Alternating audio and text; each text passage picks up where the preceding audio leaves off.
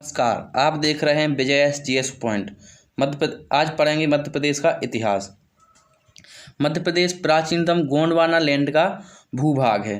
तो दोस्तों, मध्य प्रदेश किस लैंड का भूभाग है? मध्य प्रदेश प्राचीनतम गोंडवाना लैंड का भूभाग है। दोस्तों, प्रारंभ में पृथ्वी की पूरी जुड़ी हुई थी एक साथ। अंतिम कार्बोनिफेरस में इसमें विभाजन प्रारंभ हुआ। उत्तर का लैंड लॉरेंसिया, दक्षिण का लैंड गोंडवाना लैंड कहलाया। और मध्य प्रदेश किस भूमि का भाग है? गोंडवाना लैंड का भूभाग। मध्य प्रदेश मानव के उद्भव काल से ही मध्य प्रदेश का अस्तित्व रहा है। तो जब से मानव की उत्पत्ति हुई है, मानव का उद्भव हुआ है, तभी से मध्य प्रदेश का अस्तित्व है। अध्ययन की सुविधा की दृष्टि से इतिहास को 3 भागों में बांटा गया है। दोस्तों, अध्ययन की सुविधा की दृष्टि से इतिहास को 3 भागों में बांटा गया है। 1 प्रागैतिहासिक काल, 2 आद्य ऐतिहासिक काल और 3 ऐतिहासिक काल। सबसे पहली बात करते हैं प्रागैतिहासिक काल की।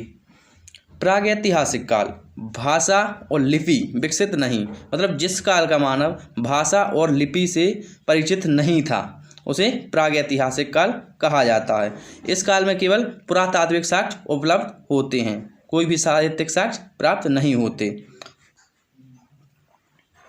आद्य ऐतिहासिक काल भाषा और लिपि विकसित परंतु अपठित और पुरातात्विक साक्ष्य उपलब्ध। दोस्तों, आद्य ऐतिहासिक काल उस काल को कहेंगे जिस काल का मानव भाषा और लिपि से परिचित था, परंतु वह भाषा और लिपि पढ़ी नहीं गई है, मतलब अपठित है और यहाँ के पुरातात्विक साक्ष्य उपलब्ध हैं।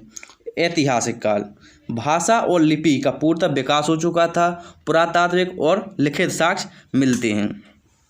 तो ऐतिहासिक काल उस काल को कहेंगे जिसमें मानव ने भाषा और लिपि का पूर्णतः विकास कर लिया था और भाषा और लिखित साक्ष्य उपलब्ध मिलते हैं। तो दोस्तों, प्रागैतिहासिक काल को भी पुनः 3 भागों में बांटा गया है। नंबर 1 पुरापाषाण काल, नंबर 2 मध्यपाषाण काल, नंबर 3 नवपाषाण काल। सबसे पहले बात करते हैं मध्य प्रदेश में पुरापाषाण काल की। तो इस काल में मध्य प्रदेश उत्तर व दक्षिण भारत के तत्कालीन हथियारों, औजारों और विभिन्न उद्योगों का संगम स्थल रहा है। मध्य प्रदेश में चंबल, नर्मदा, बेतवा, सुनार, सोन आदि नदी घाटियाँ तथा भीमबेटका, आदमगढ़, जावरा, रायसेन, पचमढ़ी आदि स्थल पुरापाषाण काल से संबंधित हैं। दोस्तों, ये नदियां हैं, नदियां के ऊपर विशेष ध्यान देना। चंबल, नर्मदा, बेतवा, सुनार, सोन और 1-2 नदियां और हैं जैसे कुंडार जैसी नदियों पर विशेष ध्यान देना। दोस्तों, नर्मदा घाटी पाषाणकालीन मानव सभ्यता के विकास की मुख्य भूमि रही है। मतलब नर्मदा घाटी जो है पाषाणकालीन मानव के विकास की मुख्य भूमि रही है। प्रमुख औजार कौन कौन से मिलते हैं दोस्तों? बिना हत्थे की कुल्हाड़ी, हस्तकुठार, खुरचनी, मुष्टि आदि प्रमुख औजार मिलते हैं। प्राप्ति स्थल नर्मदा घाटी के उत्तर में देवरी,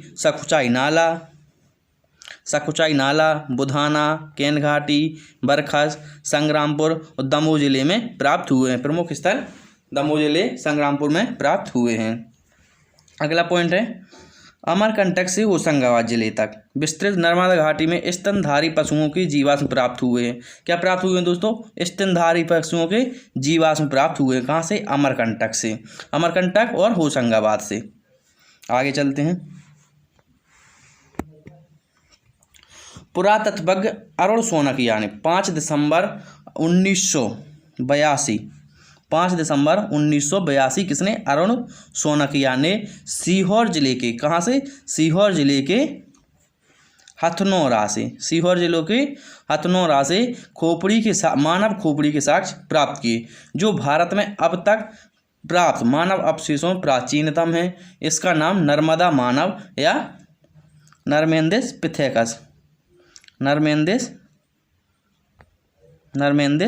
पिथेकस रखा गया है। नर्मेंदिस पिथेकस नहीं, ऑस्ट्रेलियोपिथेकस नर्मेंदिस रखा गया है। नरसिंहपुर के निकट भूतरा नामक स्थान से पाषाणकालीन उपकरण प्राप्त हुए हैं, जो मध्य प्रदेश के सबसे प्राचीनतम उपकरण माने जाते हैं। तो दोस्तों क्वेश्चन ऐसा पूछेगा कि मध्य प्रदेश के प्राचीनतम उपकरण कहाँ से प्राप्त हुए हैं, तो कहाँ से प्राप्त हुए हैं, मध्य प्रदेश के नरसिंहपुर के निकट भूतरा से। कहाँ से, भूतरा से।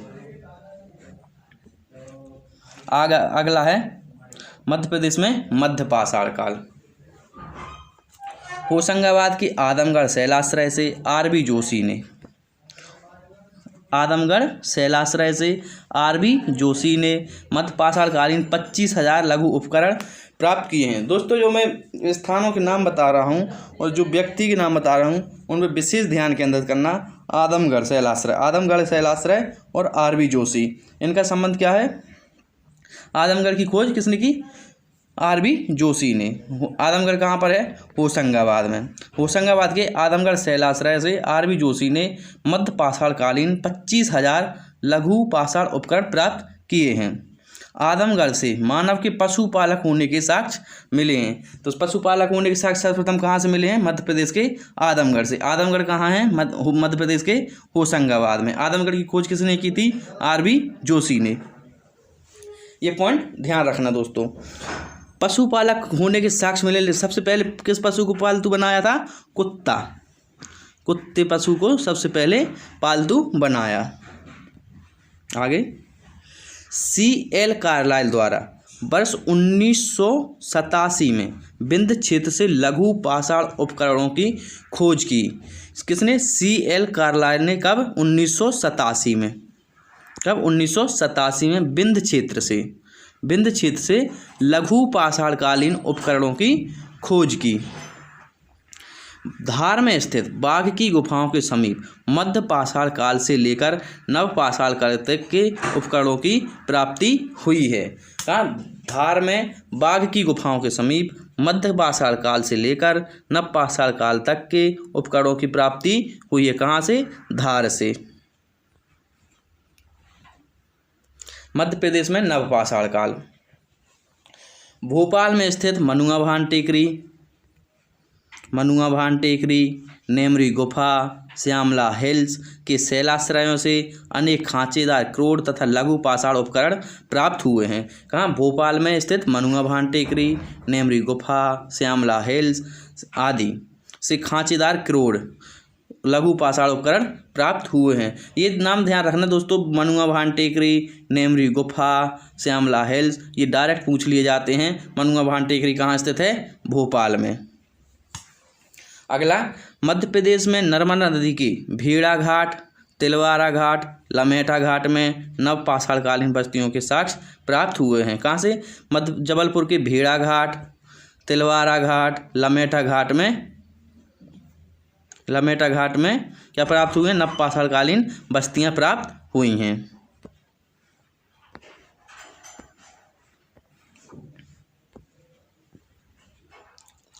रीवा संभाग के अंतर्गत सोन नदी की तलहटी तथा इटार पहाड़ी।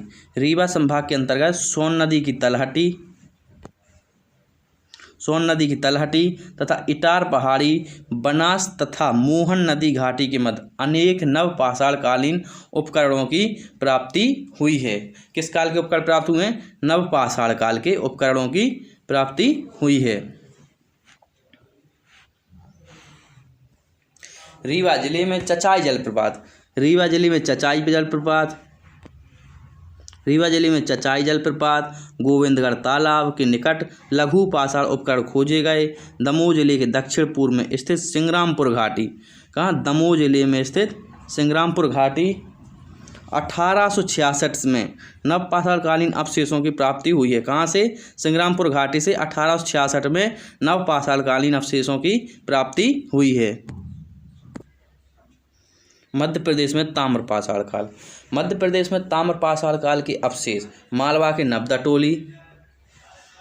नबदा टोली, नागदा, कायथा, आवरा, एरण तथा बैसनगर आदि स्थानों से प्राप्त हुए। कहाँ से, नबदा टोली, नागदा, कायथा, आवरा, एरण, बैसनगर आदि स्थानों से प्राप्त हुए हैं।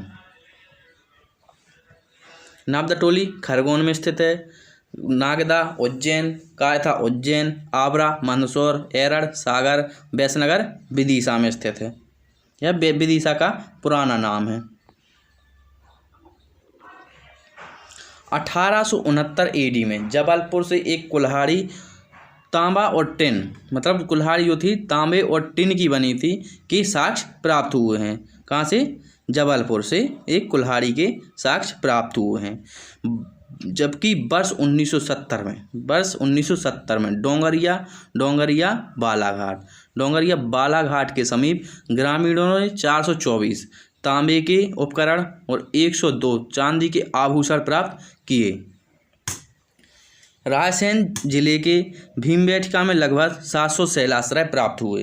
रायसेन जिले के भीमबेटका में लगभग 700 शैलाश्रय प्राप्त हुए, जिनमें लगभग 500 शैलाश्रयों में चित्रों पर लाल व सफ़ेद रंगों का उपयोग किया गया है। भीमबेटका कहाँ है? रायसेन में भीमबेटका स्थित है। होशंगाबाद जिले में के पनारपानी में स्थित मामा भांजा शैलाश्रय में लगभग 29 चित्र हैं। होशंगाबाद के पनारपानी में मामा भांजा शैलाश्रय में लगभग 29 चित्र हैं। तो दोस्तों क्वेश्चन कैसा पूछेगा? मामा भांजा शैलाश्रय कहाँ स्थित है? कहाँ स्थित है? होशंगाबाद। चित्र कितने प्राप्त हुए हैं? 29 चित्र प्राप्त हुए हैं। दोस्तों इस सीरीज का अगला पार्ट, अगला कंटेंट अगली वीडियो में मिलेंगे। लगातार बने रहिए विजय GS पॉइंट से। अगर वीडियो आपको हेल्पफुल लगी हो, अच्छी लगी हो, तो हमारे चैनल विजय GS पॉइंट को सब्सक्राइब करें, लाइक करें एंड कमेंट करें। वीडियो को पूरा देखने के लिए थैंक यू।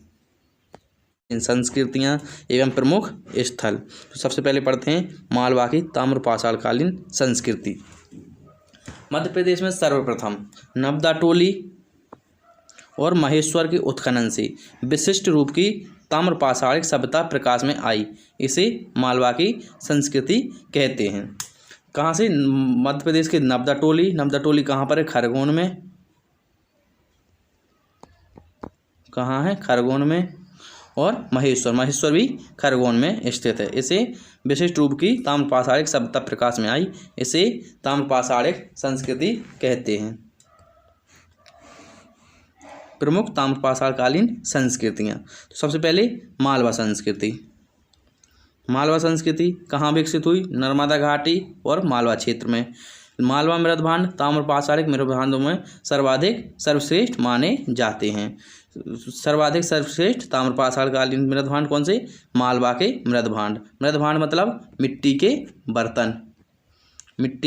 बर्तन मृदभांड कहलाते हैं दोस्तों।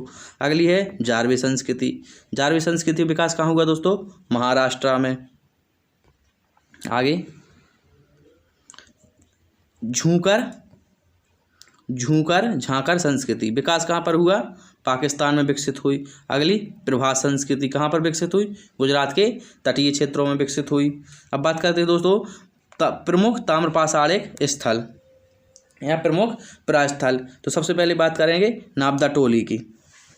नाबदा टोली कहाँ स्थित है? महेश्वर खरगोन में।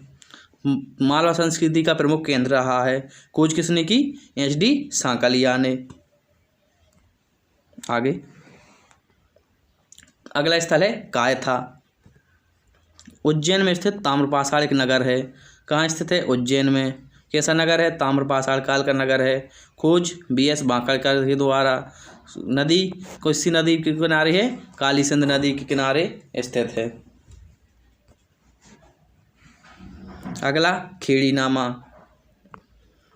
कहाँ है? होशंगाबाद में। किस काल का है? ताम्रपाषाण काल के अवशेष प्राप्त हुए, मतलब ताम्रपाषाण काल से संबंधित है। अगला वैसनगर विदिशा का प्राचीन नाम ताम्रपाषाणिक साक्ष्य प्राप्त हुए हैं। अगला आबरा कहाँ स्थित है? मंदसौर में स्थित है। ताम्रपाषाणकालीन स्थल चंबल नदी किनारे स्थित है। रोमन व्यापार के साक्ष्य। दोस्तों ये जो स्थल पढ़ा रहा हूँ मैंने एक सीक्वेंस में इनके पॉइंट लिखे हैं जिन्हें आप MPPSC मेंस में 3 मार्कर में यूज कर सकते हैं। 3 मार्कर में आप यूज कर सकते हैं। अगला है एरड़, सागर में स्थित ताम्रपाषाणकालीन स्थल। सागर में स्थित ताम्रपाषाणकालीन स्थल। सती प्रथा के प्रथम साक्ष्य। सती प्रथा के प्रथम साक्ष्य कहाँ से मिलते हैं? एरड़ से। कब के? गुप्त काल के। गुप्त काल में एक राजा हुआ थे भानुगुप्त। भानुगुप्त के काल में उनके एक सेना में एक अधिकारी थे जिनका नाम था भानुगुप्त के नाम था कुछ नाम था। उनकी पत्नी इस टाइम पे सती हुई थी, इसलिए एरड़ से प्रथम सती प्रथा के साक्ष्य मिलते हैं। अगला नागदा। नागदा कहाँ स्थित है? उज्जैन में स्थित पुरास्थल है। चंबल नदी के किनारे स्थित है। अगला डांगवाला, उज्जैन में स्थित ताम्रपाषाणकालीन स्थल। उज्जैन में स्थित ताम्रपाषाणकालीन स्थल है। डांगवाला कहाँ है? उज्जैन में स्थित है।